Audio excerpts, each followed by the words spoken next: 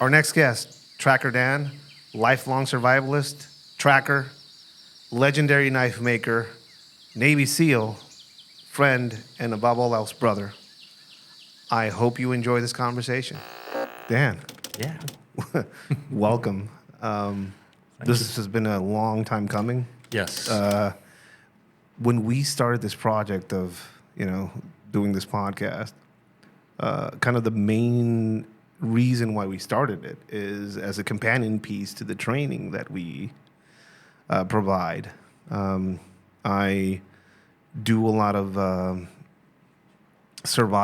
urban survival, showing people how to get out of hairy situations type training, both for the government and for civilians. And every now and then when I'm doing some of these classes, I get asked, like, hey, where'd you learn that weird trick?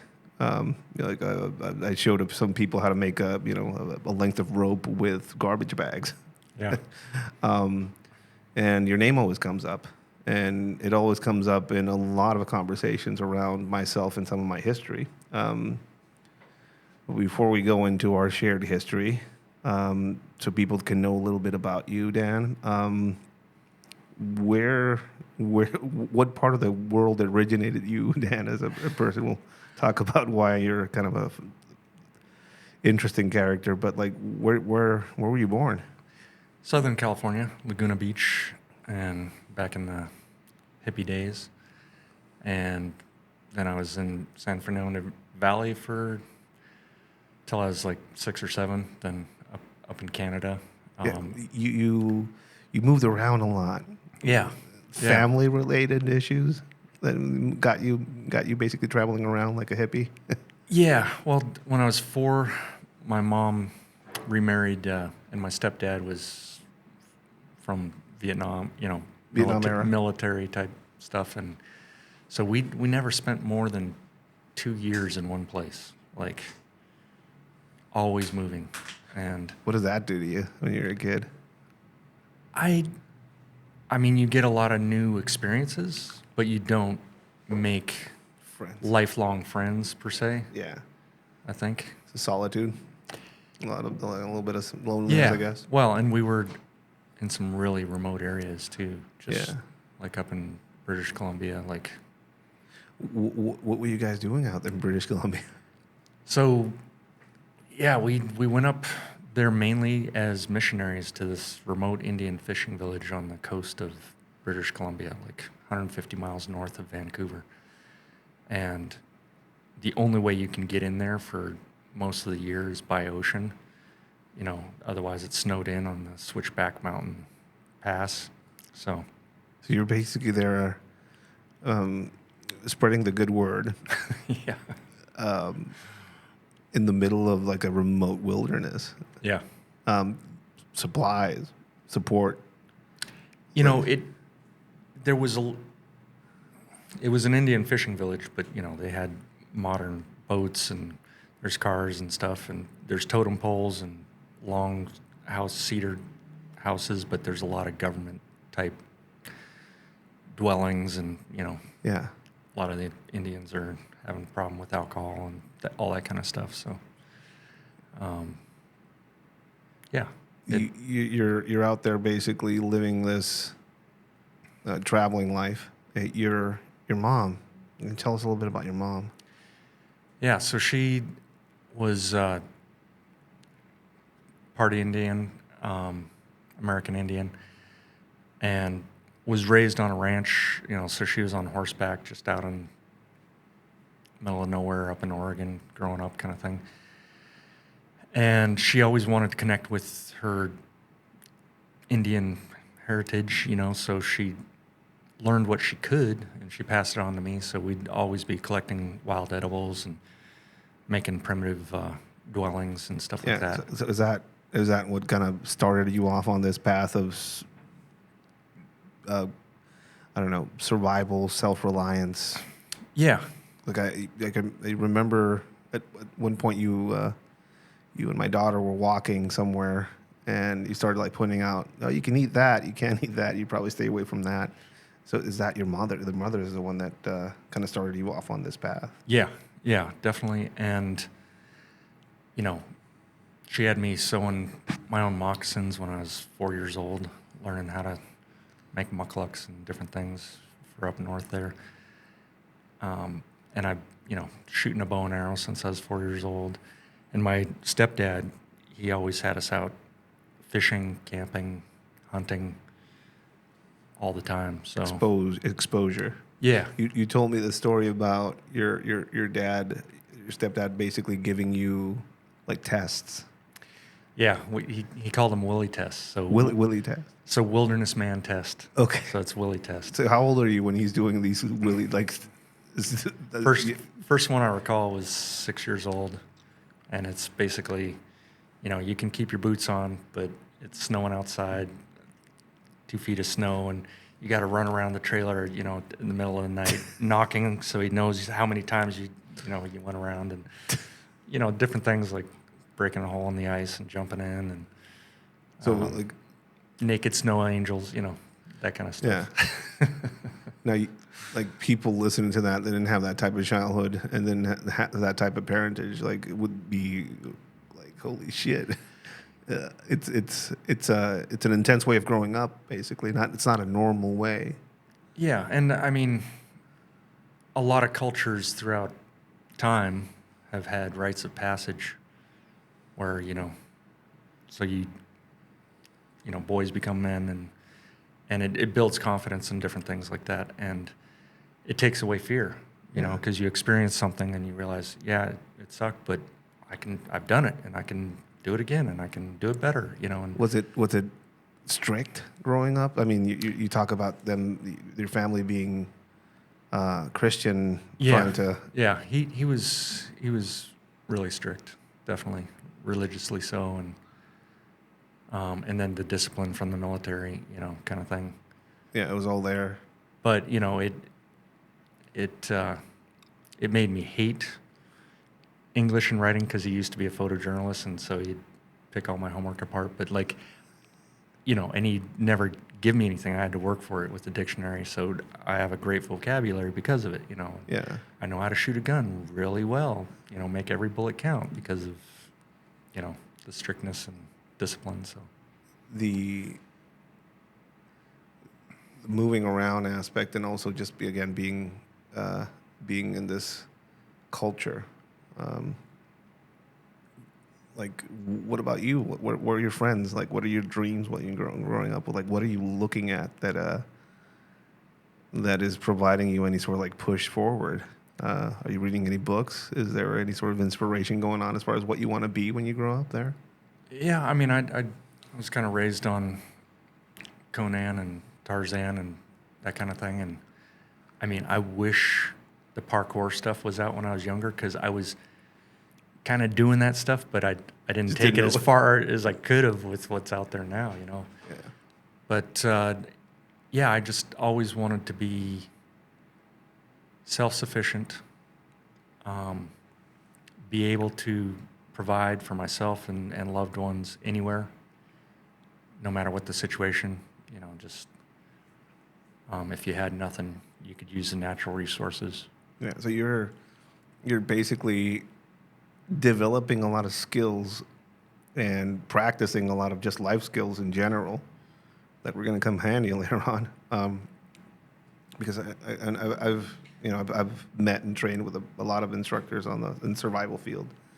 But it's very apparent with you that you have a lot of these skills, since some of these people call them primitive skills. And I think there's like a life element to them. Like when you learn them at an early age, like the way you explain that you used to make moccasins.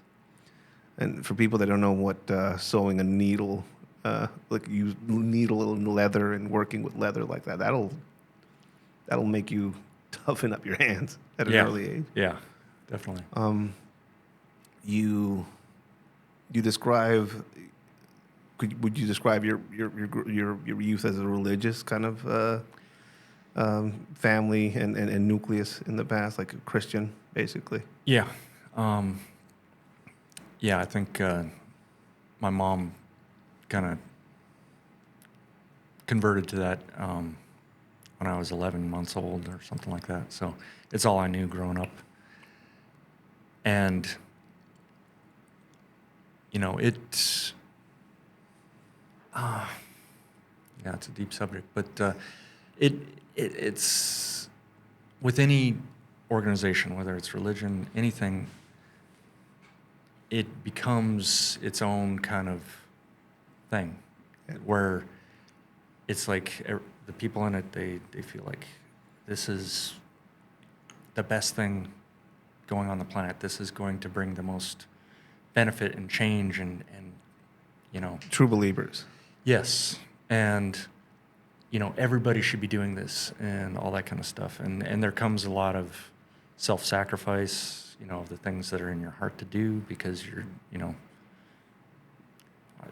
my life is dedicated towards God's will kind of thing and nothing else matters kind of thing. So, yeah, there was a lot of that. And I was a serious true believer.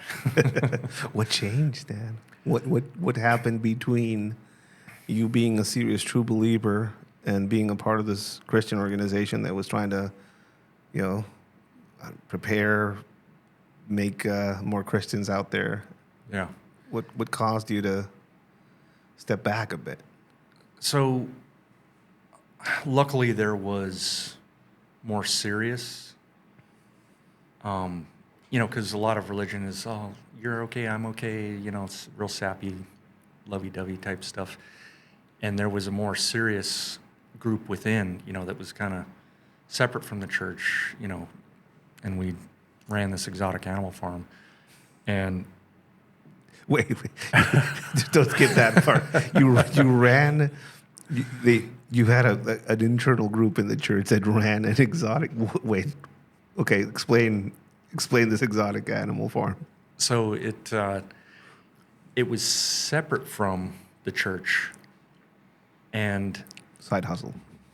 yeah, but so we basically had to kind of be self-sufficient and like beg, borrow, and steal to make things work, because we're taking land that's been just denatured by commercial corn crop type stuff, and we're trying to reintroduce bison, eland, the largest antelope in the world kind of thing, mouflon sheep, emu, all kinds of stuff, and restore the soil, and so, but the people running this, they're, like one of them was ex-FBI, like retired from the FBI, and his son was prior SF.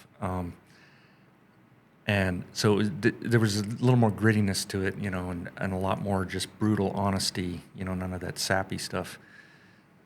And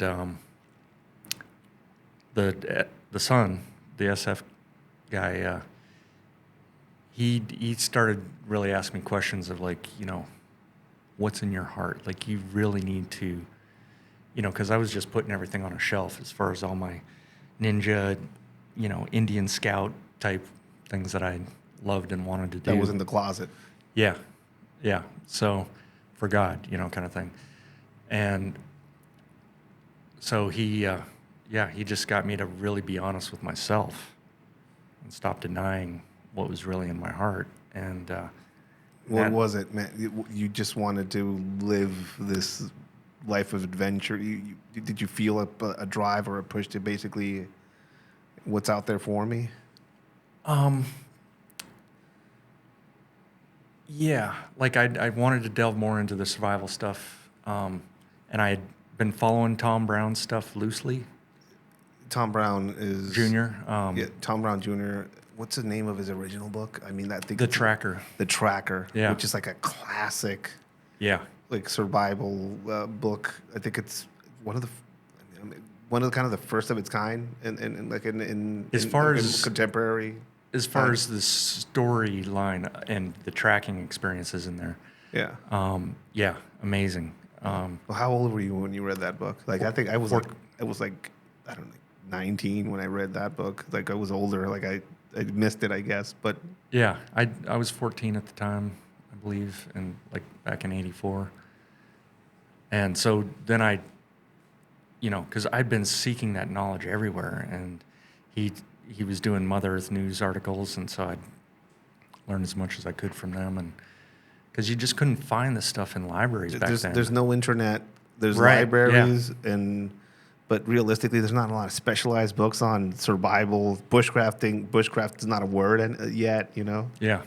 So you're basically knowledge starved. You want to learn some of this stuff, and then you find it all concentrated in this weird book by this dude that is basically, you know, churning out the science aspects of just the minutia of it. Yeah, yeah. So with this guy getting me to like see what was in my heart, that led me to go take a class at the tracker school. And you know, my mom had always, even though she was part Indian, she had said, you got to be careful of, you know, a lot of these earth-based religion kind of things, you know, where they worship creation instead of the creator. And So she was giving you some warnings about this kind of being outside of faith. yeah, The faith Yeah. boundaries yeah, that were there. because it, you know, when I finally saw Lisa Remy's special on Scientology, like the church that I was in, they were doing all the same stuff, you know, not on as sophisticated a level, but same stuff. Just Basic cult. yeah, just driving wedges between family members, and like if you're not part of us, you're against us, all that kind of stuff, you know. So you start, I mean, I guess when you start to emancipate yourself from this, you know, that the first step of emancipation you had from this religious cult, which most of them are in a way, I guess. Your first step was going to the tracker school, I guess. Yeah, and the reverence they had for the creator was, and the thankfulness they had for what the creator provides and all that kind of stuff was way beyond anything I learned in What year did you go to the first time going to the tracker school? What year was this?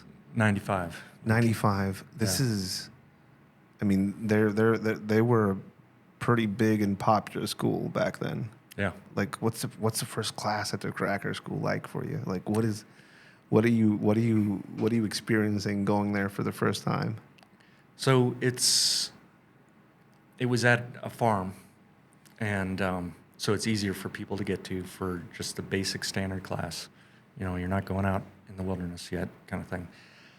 And you are getting a download of so much information on tracking, survival, philosophy, you name it. Awareness was, you know, a big part of it. And then you're getting practical experience. So you're making a bow drill fire, carving your own parts for it, all that kind of stuff.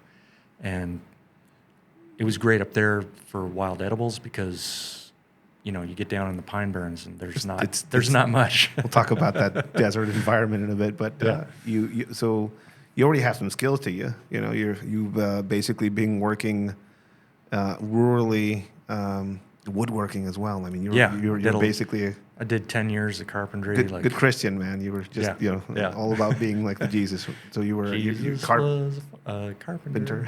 Yeah. I mean, it's a. Yeah.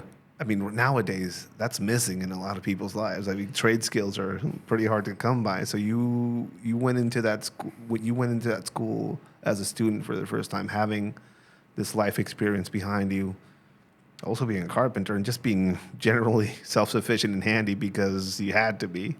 Yeah. Do you find a place for you there? Yeah. So, I had tried bow drill like back when I was 12, got smoke, but you know, didn't want to try too hard because if it didn't work and I gave it my all, for people that don't know what bow drill is, basically it's a primitive way of starting fire. Yeah. Right. And can you describe what a bow drill is? Yeah. So it'll have like a 9-inch spindle, a handhold, a fireboard with some tinder under the fireboard, and then you've got a bow with a string, and the string wraps around the spindle. Yeah. You provide pressure, and you were the first person that showed me how to start a fire like that. But like, again, I also saw it. I've seen some videos, you know, in a book. Yeah. But I've tried, and it's like the wood was all wrong, the cord was all loose.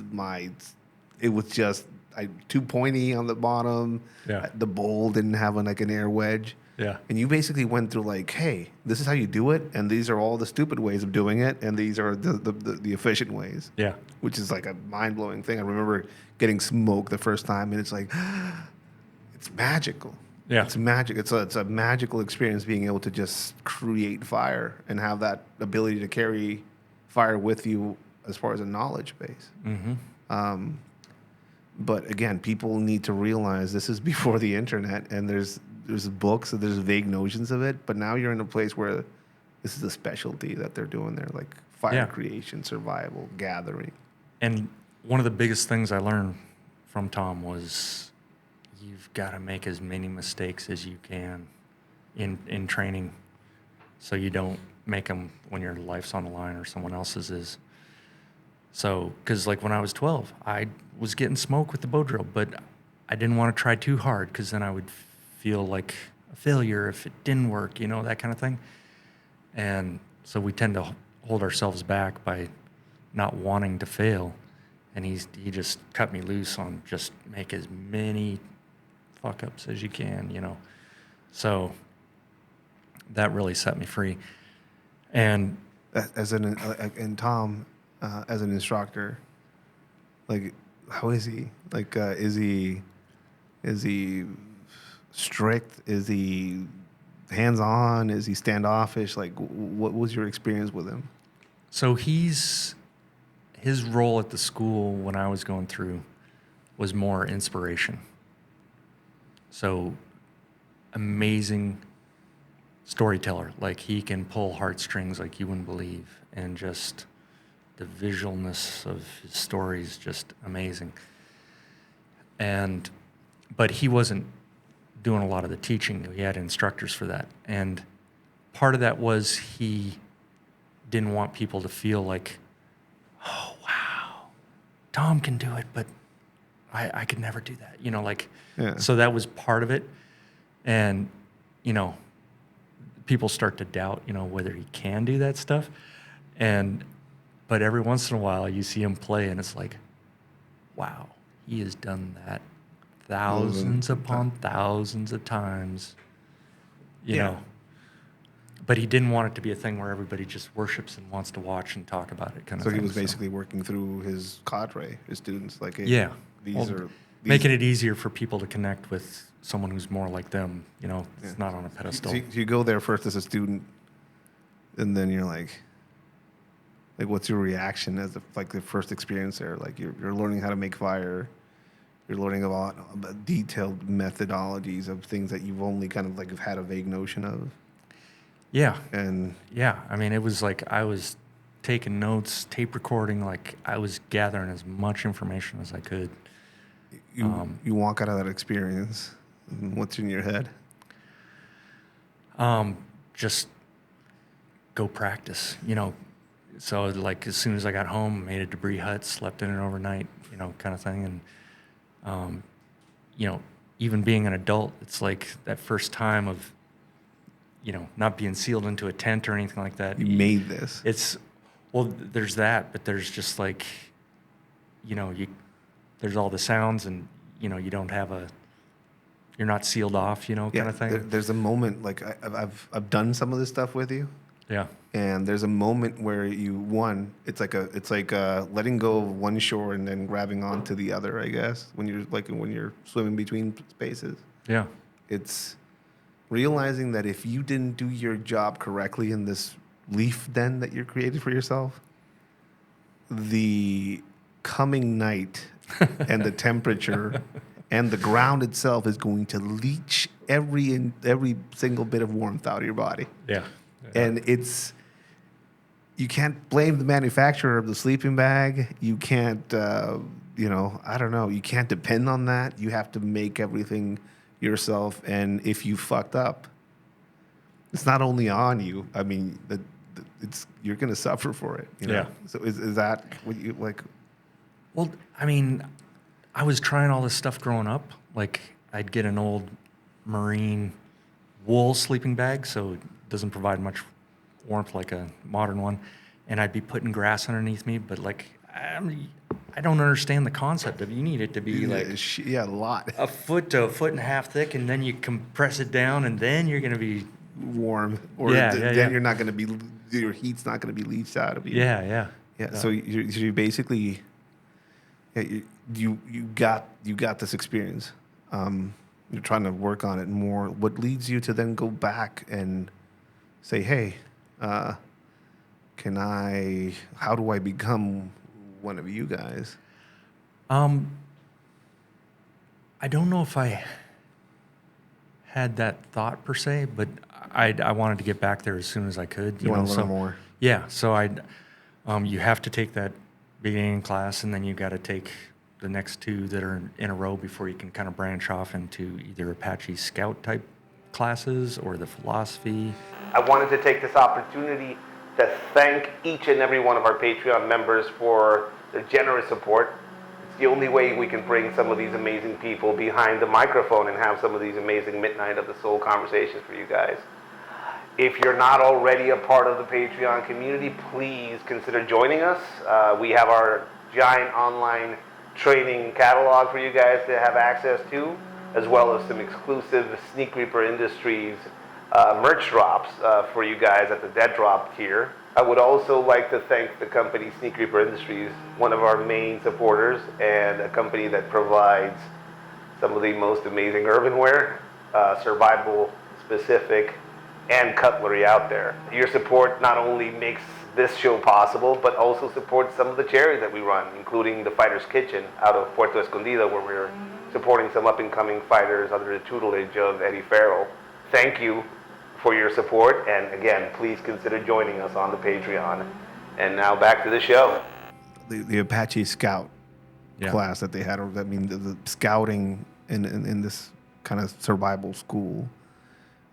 It's at the end of the spectrum as far as like the basic training that they provide there. It's like an advanced class. It is. You have to go through the first 3 classes on basic survival and awareness. So, and of course, there's stuff mixed in from, philosophy, Native American philosophy, and scout skill type stuff. But so, for people I was curious about it, Yeah. When you get to the scouting class, what is being taught at this level? It's basically invisible survival. So it's you can't walk around with your big red backpack and your Columbia gear. Well, there is an aspect to it where you are wearing like a red headband because you're so good at using dead space that you don't need camouflage per se. Yeah. But there is a lot of camouflage training. Basically, you're arriving there with is basically making some of your own tools an aspect of this. Yeah, you're working with a lance and you're making scout pits, so invisible shelters, so it's down in the earth. Like spider holes. It's more like a coffin, with an entrance over the chest area, and you sleep in one of those. I mean, it's like total sensory deprivation. It's amazing. It's like a burial. Yeah. So what are you learning there, though? Is it invisible survival? Do you say like basically surviving in a place and not being seen? Not being spotted. So it's moving in a way and using camouflage where, you're just not going to be seen. And anytime you're taking any materials from the landscape, you're doing it in a way where somebody's not going to notice. So I had an experience with you, and we'll talk about our shared history, but you showed me things around scent removal. Is this where some of that came from? This exposure? Yeah. You showed me that all raw diets will help with some of the BO. Carbon and being able to chew carbon to, it's good for your teeth, and also it eliminates some of the aspects of smell. So the raw diet thing, I can't remember what I was saying back then, but something along the lines of like how to eliminate or dampen your BO and smell. I imagine depending on what you're eating, you might create a lot of flatulence. So depending on that can be counterproductive, but But like basically the aspects of not being able to be smelled, seen, Yeah. or heard. So, Basically, so using the ash and the charcoal, like a lot of Indians would do a sweat and a fast before hunting. yeah, sweat. So yeah, So you're getting all that stuff out, and then using the charcoal and the ash from the fire covers a lot of stuff, and chewing, plants from the area can cover your breath, or chewing on the charcoal kind of thing. yeah. People do not chew on briquettes. They got a lot of chemicals in them. Yeah, and not flammable those. stuff. So. Yeah, not those. I remember you were showing me some of these things, and they seem extreme to people. Like, why would you want to learn all this shit? Because people, like, you can just, I don't know. They have this sense of normalcy of what could be possible, but it's not outside the confines of where they grew up or where they live, and they can't envision themselves in this place where you don't have anything. Yeah, I mean it's another world, and our world is all about selling you something. So everything's bright, flashy. Look at me, buy me, that kind of thing. And you get in nature, everything's trying to hide, so your awareness has to like adjust. Yes. And wide angle vision, to be able to spot any kind of movement. Whereas in our society, everything's tunneled in, and look at this, look at that, come on. Everything's in a square box basically. You're driving, it's a rectangle. Cell phone, Yeah. Down the street, everything's basically in a box. Yeah. So when you go out into and again, I'm gonna keep describing moments of learning that I've had from you, where you had me walk barefoot as I was learning a little bit about tracking, and when you're barefoot, it makes you slow down and makes you really purposeful as far as where you're going to put your foot, basically. Yeah. And that leads to like an aspect of awareness, because now you're not only having one plane of observation, you're also looking down on the ground and a little bit up. So like there's levels to it. Yeah, and just getting that natural massage on your feet. Like I think a lot of people's knees go bad because they're not getting the toxins out from not getting massage. And also, you have knee, hip, low back issues from people landing on their heels because they got all this padding, and they think that protects them, but it doesn't. And so it causes them to walk in a way that we're not designed to. Yeah. I mean, I remember she learning this from you, like, let me just do more barefoot stuff. And it's been, I felt the effects of it from my knees all the way up to my back. It's just a different way of moving. You're going through this scout class. You're learning how to be invisible. You're learning to be more aware of what's around you. It's like sounds, birds, things scurrying away and flying away. Are you learning how to hunt? Are you learning how to, what part does making points in weaponry fall into this? Like in the Apache Scout stuff, yeah. It was more for, doing missions and stuff like that. So, we learned a lot of self-defense stuff or offense. Which is it's kind of it's out of the box.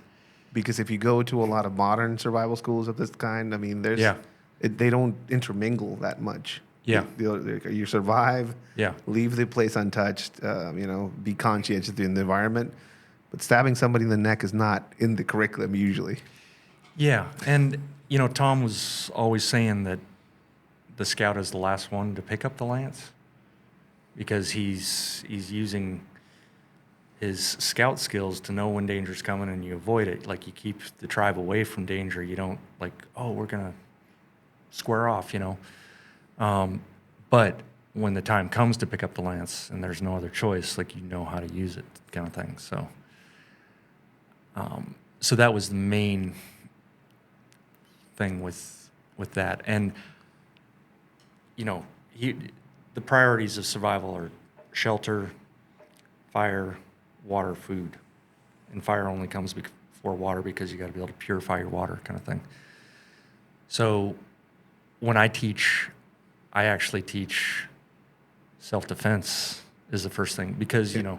You're the first instructor that I think I've heard say, like, hey, like, these are all your survival priorities? Yeah. Yeah. What about this one, you know, which is security? Yeah, because, you know, without proper shelter, you can die within 3 hours. You know, without water, some people say 3 days. I know it can go a lot longer. Yada, yada. 3 months without food. So, but you run into the wrong two-legged animal or even four-legged animal, you know, 3 seconds, you can be gone. Yeah. So, the aspect of that's kind of off-putting to a lot of people that want to connect to nature, you know? yeah, and I was going to have like more of my tactical survival and more of my tree hugging survival. But then I realized I don't want to train people that are not willing to save the ones they love with violence if they need to. Like, because there are some people that will not do violence no matter what. They'll just cut it off there. Like, I'm just going to blind myself to the realities. And you just mentioned that two-legged animal. Yeah. What do you mean by that? Just bad people. I mean, that's like realistically, if you've been in this field for years, you put a priority on our main predator, which is humans. Yeah. You go from being a student of the tracker school to now being a full-time instructor. Well, so after my third class, Yeah. you know, and the skill they saw that I had, because I could work wood just from my carpentry experience, and I'd tried some of this stuff growing up. Like I'd made a bow when I was, you know, probably around the same age, 12 or even younger. So they asked me to become a caretaker of the primitive camp back in the Pine Barrens. And for people that don't know, Pine Barrens are in Jersey. Yeah. It's There's 2.1 million acres of no man's land. That's just all pitch pine, scrub oak, sand, and clay. There's like and cedar swamps. Cedar swamps. Beautiful cedar swamps. But realistically, as far as resources for survival, it's pretty barren. Yeah. It's a barren place. Yeah. And Very. I mean, it's called the Pine Barrens. Yeah. So they basically task you with being the caretaker, and also basically you're going to be learning how to instruct there, of course. Yeah, help out with classes, and then in between classes, just working on skill and tracking and trying not to go stir crazy out there. Because like, what are you doing out there? I mean, it's a lot of time. I imagine there's a lot of time alone. Yeah. How are you? They would go through caretakers fast because a lot of people just couldn't handle the solitude. Yeah. And the two things I missed the most was like a hot shower and music. It was dead quiet out there. Yeah. Was it a rule that it would have to be dead quiet, or did you just not? Did you just didn't take anything there to distract you? This was back 95, and like so you didn't have like solar panel you could bring out, you know, all that kind of stuff. And there was no electricity out there, and no running water. So like books and magazines. That's about it. Yeah, plenty of books. You're going through winters out there and stuff like that? Yeah. So I did it for a year and a half. And it's also very, like, you can't ever see the horizon there. So I got in the habit of, and like after my third class, I like gave away my tents, my sleeping bags, because I can make a shelter anywhere kind of thing. And so I showed up with a backpack full of wool clothing. And I quickly learned that, because I showed up in the wintertime, so like making a debris hut, you know, because everything's covered in 1.5 feet of snow. You can do it, but it was like, so I ended up, you know, taking over another shelter and kind of just covering myself with my wool sweaters and pants. And so I was the last one in bed and the first one up because I didn't have a comfy sleeping bag. So I would climb the tallest pine tree I could find. I was probably like easily 60 feet up there. And I would get up to where I could see over the top branches and I could watch the sunset. And then I was the first one up because there was no warm sleeping bag to keep me comfy. And so I would see every sunrise. And I did this for like 4 months. And it was amazing, just as far as getting the most out of my day, seeing how the sun changed, on the horizon, like throughout the year kind of thing. And getting up above all the trees, I think really helped because you could orientate. I could see hills and different things like that. I imagine there's like a claustrophobia aspect to just being. I would think so. Yeah. Yeah. Students are coming in and you start teaching there. Yeah. Who are these people? Like who's showing up to learn? So it is just a crazy cross section. Like you. And this is around the time it was really getting really popular. I don't know the graph scale of when it was popular and when it got more and stuff like that, but it's right before Y2K, so that might be playing into it a little bit. But you've got doctors, deadheads, like drum circle kind of thing, especially when Jerry Garcia died. So many of them showed up. Why there? It was just like I a don't thing. know. Yeah. And but you've got preppers, you've got lawyers. Like, are you seeing people show up with a shit ton of gear, and then some people not showing up with anything, or like what's? Yeah. You get, you definitely get an interesting cross section. There was a lot of people from Germany because there's a cult following over there of American or Indian philosophy type stuff, and so. Yeah, I mean, it was, and a lot of Japanese too. It was interesting. Like later on, knives become a big part of your life. Like, what are you carrying as far as a knife there? Like, what do you like? Imagine it's like a very important tool. Yeah.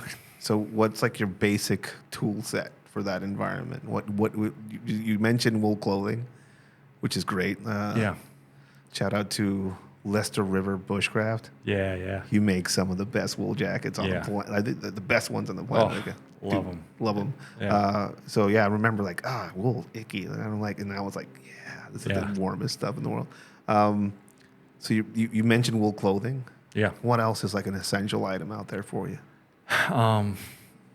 Like you said, blade, and luckily, like when I was 14, I found that Razor's Edge Book of Sharpening, which just because since I was 6 years old, I was trying to sharpen my knives and spend hours, and you don't know what you're doing, and you don't know how to know if you've got it where you need it. It's not shaving kind of thing, but like after that book, like I was shaving my head with big old Bowie knife, and